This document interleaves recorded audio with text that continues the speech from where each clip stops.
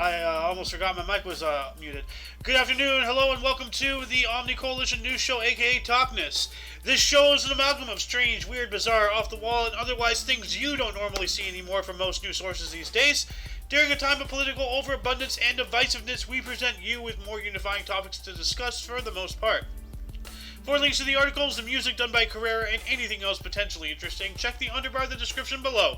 Anyway, I am Alexander, and in the live studio audience, we have Super Small Danger Hugs, aka Loonykins, aka Looney Bins.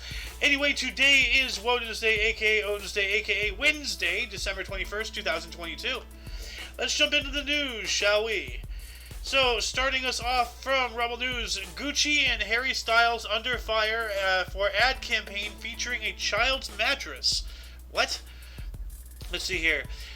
Balenciaga's parent company, Kering, doesn't seem to have learned from its previous marketing scandal featuring toddlers holding teddy bear accessories wearing bondage gear, and is now facing backlash from one of its other subsidiary brands' latest ads. Here we go again. And I remember the teddy bear thing. Last week, Gucci posted an Instagram photo featuring former One Direction singer Harry Styles. The photo campaign reads, quote, a performance piece starring Harry Styles and the Gucci Ha Ha Ha collection, end quote, and features Harry Styles wearing oversized sunglasses, yellow wide-leg pleated trousers, loafers, and a white shirt with an angry pink teddy bear on it. Although the outfit on its own is uniquely hideous, the photo sparked outrage for including a tiny mattress in the background that appears to fit for a toddler. Critics, according to Fox News, quickly saw parallels between Gucci and Balenciaga and called the companies out on Twitter. So that's an eyebrow raiser right there. Rather concerning. So what do they mean? Like, why is there a little mattress behind it? Yeah, I see the mattress. Why is that mattress there? There's an angry teddy bear there.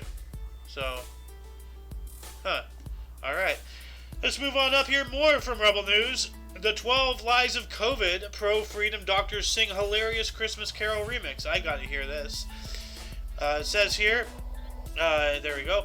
In a hilarious effort to summarize the medical tyranny people have endured since life with the Kung Flu, in a group that has been raising prune juice injury awareness, put a new spin to an old Christmas jingle. So, quote, for the first lie of Kung Flu, my Tedros gave to me a virus made in a laboratory, end quote. It is the first line in this remix to the classic 12 Days of Christmas tune. The first lyric of the carol, which has been dubbed the 12 Lies of Kung Flu, pokes fun at the pro-lockdown World Health Organization Director General Tedros Adhanom and the most likely origin of Kung Flu. So I have got to see this. Hi, everybody. Is there a... There we go. Alright. I do not have a Twitter, unfortunately. Well, yet. So, let's see here. Quote, the song was a group effort, end quote. Dr. Charles Hoff, a family doctor from BC, British Columbia, told Rebel News when inquiring about how the song came to be. Dr. Hoff, as well as another BC doctor named Stephen Malthouse, has been seen singing the pro-freedom jingle alongside 5 others, including the president of the Canadian Voters Association, Carrie Simpson. Okay, so they have a, oh, here's a YouTube one, okay. So I'll watch that one on YouTube there. Alright. We're gonna move on up here to more from Rebel News. We have, the government is also imposing a second carbon tax through fuel regulations in 2023. Wonderful. On last night's episode of the Ezra Levant Show, guest host David Menzies spoke with Franco Terrazzano, who is the federal director of the Canadian Taxpayers Federation. David said, quote, folks, are you feeling a little... Oh, you know, I'm not going to read all that. Let's see here. David asked Franco, given all of the dire economic news, shouldn't the federal government be cutting taxes as opposed to amping them up, end quote. So, yeah, so they're going to be putting additional, carbon taxes on top of what we're already paying. So it's never going to stop at 1 or 2 or 3 or 7 or 25. You know, it's just going to keep on going up until we, the people, force them to stop. Anyway, let's move on up here from Odyssey Central. South African pastor charges people $1,160 to see God in heaven. What? A South African pastor recently sparked controversy online after it was revealed that he was charging people serious money for real-life miracles like seeing God in heaven. If you've always wanted to see your maker without actually ending your mortal life, MS Boudali, one of the many shady pastors in Africa, claims he can help if you can pay his fee, of course. According to a promotional poster that has been doing the rounds in social media, Pastor MS Boudali has the power to help people see their future in their smartphones, cancel all their financial debt, and even see God. All people have to do is show up for his worship conference and pay the special prayer fees. So to see God in heaven, it's appears to be 20,000 rupees. Cancel all your debt is 5,000. To get married tomorrow is 10,000. To be protected in crime is the same amount as seeing the God in heaven. Okay. To see your future on your phones is the same amount, and to win Aviator game, whatever that is, costs 300,000 rupees. That is I don't understand why to win Aviator game is more expensive than seeing God, but alright. And I'm about to sneeze here, so I'm going to mute my mic 1 second.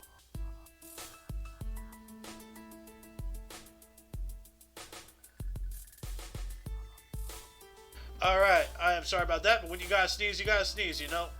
So, but yeah, on December 25th, Pastor MS Boudali is scheduled to host his worship conference, a special event where people can hear his sermons and engage in some truly special prayers. The only problem is that, like anything worth having or doing, special prayers are not cheap. For example, to see God in heaven, people need to pay 2,000 rands or $1,160. If they want all their debt canceled, they need to cough up $290. To get married, it's $580. And to see a future in the smartphone, another $1,160. And then the other one, those are some shocking claims, but not nearly as shocking as the fact that beating a gambling game is apparently 15 times more expensive than seeing God in heaven. He's charging $17,400 to beat the Aviator game, a popular online gambling game. It's 15 times more than seeing God. Okay. Can anyone say scam artist? So, not even an artist. This is just a bad scam attempt. So, anyway, we're going to move on up here more from Audio Central. The Acre phone, a phone-shaped slab of acrylic to help you beat smartphone addiction. Okay? The Acre phone is a rudimentary device designed to mimic the look and feel of a smartphone in order to help users conquer their handheld addiction. As much as we try to deny it, most of us are addicted to smartphones. We try to limit the time we spend looking at them, but we constantly find ourselves instinctively reaching for them in search of those little doses of dopamine our brains crave. That's just one of the many signs of an addiction that's much more serious and difficult to overcome than we like to admit. Luckily, we will soon have an alternative that looks and feels just like a smartphone, but has none of the features that got us hooked into it in the first place. So, I'm about to sneeze again here. So, I don't know what's going on. Like, a bunch of gardeners have been gardening and everything, and pollen in the air.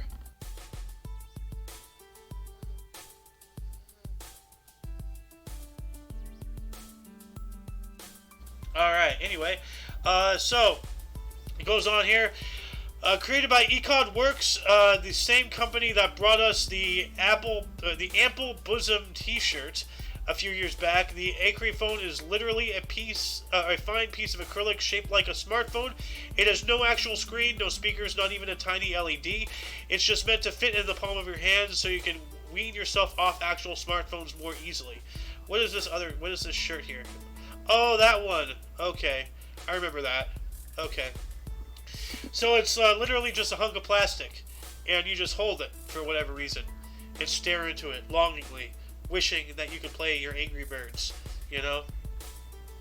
That's really weird. If you're so addicted to your phone that you need to hold a piece of plastic to, as some kind of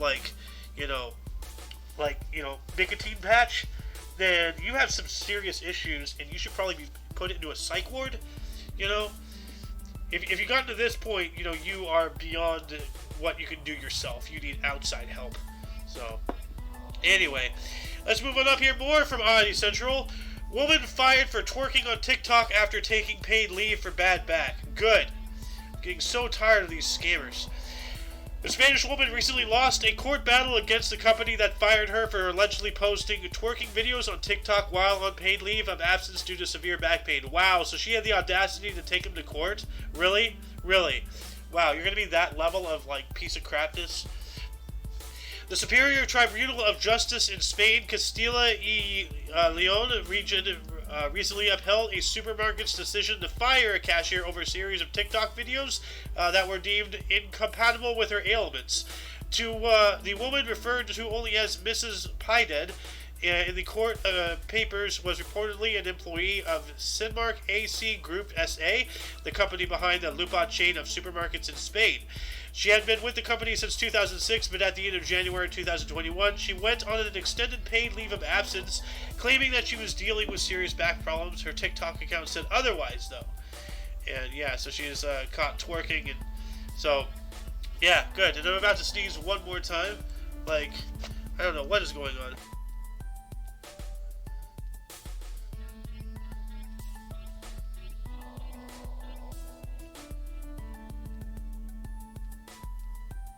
Alright, anyway. So yeah, good. She was caught and she lost her job and she does not deserve it. You know, if you're gonna sit there and lie in order to get some free time so you can like shake your ass on camera for the internet, like you don't deserve employment. You know, there's plenty of people out there like me who won't even get jobs because of people like you. So, yeah, good. Anyway, let's move on up here from the Mirror. An exclusive to the Mirror, couple who need heating on to survive terrified as gas bill rises by 333%. Holy crap. Not good. The rising cost of energy bills has been a profound effect, or has had a profound effect on families up and down the country, and for couples like Gary and Natasha Waterhouse, it really is a matter of life and death. The couple, who have been together for nearly 11 years, need to have the heating on at all times, and the eye-watering price hike has led to severe financial difficulties. Shortly after their 2017 wedding, Natasha, at the age of 50, was diagnosed with a spinal cord tumor located in such a position that it now affects her body's ability to regulate temperature. Extremes of hot and cold can cause her pain. The family of 5 also needs electricity to keep Natasha's medical equipment charged. On top of Natasha's health concern, her husband, Gary, also at 50, suffers from sleep apnea, a sleep disorder whereby breathing stops and starts repetitively, with potentially grave consequences. To stay alive, he has to use a CPAP machine at night, a specialist piece of equipment that provides air pressure high enough to stop a person's airway from collapsing. So this really is, you know, like, it really is life and death. But I don't know, like, I'm wondering, like, you know, with how things are going, I'm wondering if we're reverting back to a society where people like this don't survive anymore, you know, because this has been, like, you know, the past 10, 20, 30 some odd years. It's a fairly recent thing to, you know, have so many people, you know, alive, you know, thanks to, like, you know, advancements in medical technology, you know, and science, and, you know, unlocking all these other things, but, with how things are going, like, I'm thinking we're going to be reverting for a little while, and people like this might not make it. So I hope for the best, but prepare for the worst. So I wish them luck. Anyway, we're going to move on up here. More from the Mirror. Man at the age of 88 sparks hospital evacuation after arriving with a World War I artillery shell in his backside. Was it up his butt? What the hell is this going on here? A petitioner sparked hospital evacuation after coming to A&E with a World War I artillery shell in his backside. The 88-year-old man arrived to the hospital Saint Mussy in Toulon, southern France, and told doctors he had something inside of his rear end. Yes, so it was up there. Medics were left shell-shocked when they discovered an 8-inch long World War I artifact. What is he doing? As a precautionary measure, the hospital was fully evacuated after the incident. Doctors were later pictured holding the object after surgery before it was handed over to experts and safely destroyed. It is believed the elderly man had inserted the collector's item into his bottom for pleasure. Well, let's be happy that didn't go off in his hands. But seriously, wow. So,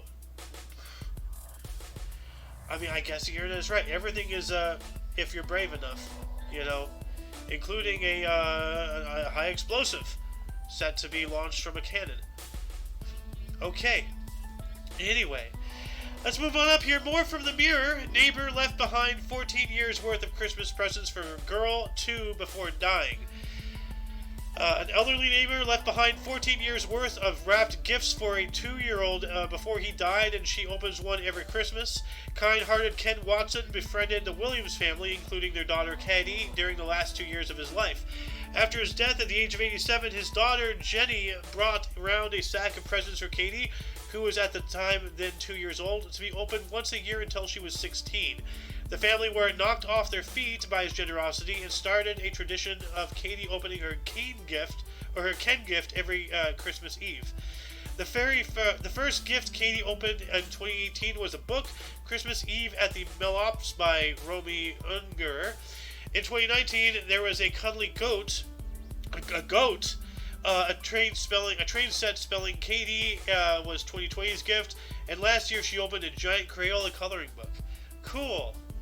So that's really okay. So a stuffed animal. Okay. So that's really cool. So until she's 16, she has a gift from her neighbor who died when she was 2. That is really cool. Like, that is remarkably phenomenally cool. This guy, this neighbor, is going to be, spreading Christmas love, for years and years and years to come. So, really, really cool, dude. I can't even express how much enjoyment I got out of reading that. But let's move on up here to a not a good story here from the Mirror. Serial killer The Serpent, who murdered up to 24 victims, is set to be freed from prison. Why? Serial killer Charles Sobrash will be freed from prison after spending more than 19 years in a hellhole Nepalese jail. Well, good. Keep him there. Master manipulator Sobrash, whose reign of terror was the subject of BBC's hit drama The Serpent, murdered as many as 24 young travelers on the so-called hippie trail in the 70s. But on Wednesday, December 21st, Nepal's Supreme Court ruled Sobraj, at the age of 78, should be freed on health grounds. Hearing a writ of habeas corpus, the joint bench of judges Sapna Mala Pradhan and Til Prasad Shrestha ordered his release from Kathmandu's central jail. The court has also ordered the authorities to deport him within 15 days. So, not only are they freeing him from jail, but they're just sending him to some other country for them to deal with him. Wonderful. What stupid. He should be rotting in that prison cell for the rest of his life. Anyway, here we go. Here's something else not really that cool. More from the Mirror. A mom with a tattooed face has been banned from attending her child's nativity play at school. That's really uncool. A mother has claimed that her child's school barred her from attending their nativity performance because of her tattoos. Self-declared tattoo addict Melissa Sloan says that teachers refused to give her a seat inside and told her to look through the class window because of her heavily inked appearance. The 45-year-old mother has previously admitted to getting 3 tattoos a week and has 800 inkings all over her body, including her face. But Melissa, who has 2 children, claimed that people treat her differently because of her alternative appearance, and that she's been excluded from other school events too. Well, how very Christian. She chose your Christian school to put her children into because she believes that that's the institution she wants her offspring to go to make themselves into better people for future endeavors, and then you're going to turn around and bar their mother from attending the plays? Like what is it with Christians who are just nasty little hypocrites? Whatever happened to turn the other cheek? Whatever happened to, be a good neighbor? Be a good, loving person? Just every other day I hear something involving Christians not being Christian-like. Start practicing what you preach, you bunch of cross, lovers. And seriously, not to rag on Christians more, but if when Jesus does come back, I'm pretty sure he won't be much appreciative about the symbology of the religion revolved around him is him dying on a cross. That's kind of screwed up. But, yeah, whatever. Anyway, let's move on up here. More from the Mirror. Neighbors fuming as Grins steals windscreen wipers from almost every car on street. What? Neighbors were furious after a Grins stole windscreen wipers from nearly every car in the street. Up to 50 cars vandalized in the senseless wrecking spree, which has prompted the police investigation to track down the culprit. The suspect was captured on CCTV crossing a street in a residential area to scratch LOL on vehicle windscreens. Wow. Birmingham Live reports thousands of pounds worth of damage was inflicted on cars in Dordon near Tamworth at about 3:30 in the morning on Sunday. The vandals struck in Kitwood Avenue and Copies Drive, infuriating those whose cars were targeted. Debbie Connolly branded the culprit a Christmas Grinch and said, quote, "The cars have been scratched that badly that many of the windows need replacing," end quote. Wow. What is wrong with people? Like what prompted, why? Why? Anyway, for further reading, of this and any other articles or the other articles we're going to come up here too, please refer to the underbar in the description. Give them the foot traffic, give them the read. They put in the time and effort and energy into making these articles. I'm just reading them for you. I'm about to sneeze again, so give me one moment.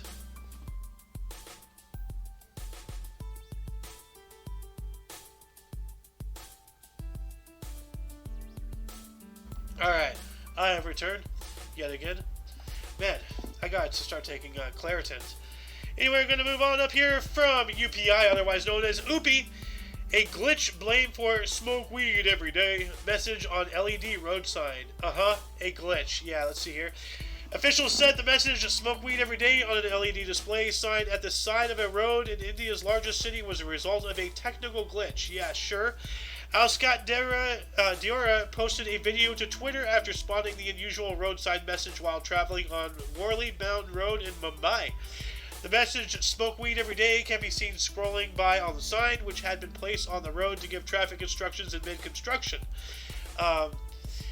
Goes on to say, Pravin Padwal, the Joint Commissioner for Traffic with the Mumbai Police, told India Today that L&T, the companies responsible for the sign, blamed some technical glitch for the wrong message. Padwal said the sign was shut down while LT's information technology team works on the issue.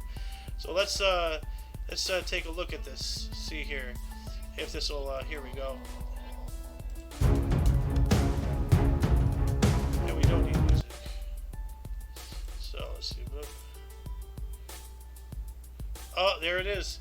Weed. Smoke weed every day. Huh. That's funny. Anyway, we're going to move on up here. Last but not least, more from UPI. Shark at Chicago Aquarium hatched pups with no father. And as one said by one famous Jeff Goldblum, nature finds a way. Before we continue, I see that we have been joined by Drugs Joe. Welcome to the show, good sir. The article reads here, the Shed Aquarium in Chicago said researchers were stunned when they discovered a female zebra shark had hatched pups without any genetic material from a male. The aquarium said the female shark, nicknamed Bubbles, hatched pups in the tank as shares with multiple other adult zebras, and the babies were originally believed to have been fathered by a male shark in the tank. Genetic testing was performed on the pups as part of a research related to a breeding program for the species, and the researchers were stunned to discover Bubbles was the sole parent of the baby sharks, having reproduced via parthenogenics, or virgin birth, where a female will fertilize eggs with her own genetic material. So that's interesting. As I said, nature finds a way. So there's where there's a will, there is a way. And apparently this shark really, really wanted some kids. But anyway, that shall conclude the show. Once again, you can check the underbar in the description for any links you may find interesting, including but not limited to all things Omni Coalition. For your dose of different past and otherwise unknown news, or for your dose of different on and otherwise unknown news, we stream Monday through Friday at 2 p.m. Pacific Time, which is 3 p.m. Mountain, 4 p.m. Eastern, 5 p.m. 4 p.m. Central, 5 p.m. Eastern, and 11 p.m. in Germany. Anyway, for all of you and all of us, I am Xander, and we had Looney Kids in the live studio audience, as well as Drugs Joe. And until you catch us tomorrow, or if you're interested in the history, we have a history show every day at 10 in the morning Pacific Time. Anyway, until then, don't forget to look right and left at every intersection, rate 5 thumbs, and subscribe. Toodles!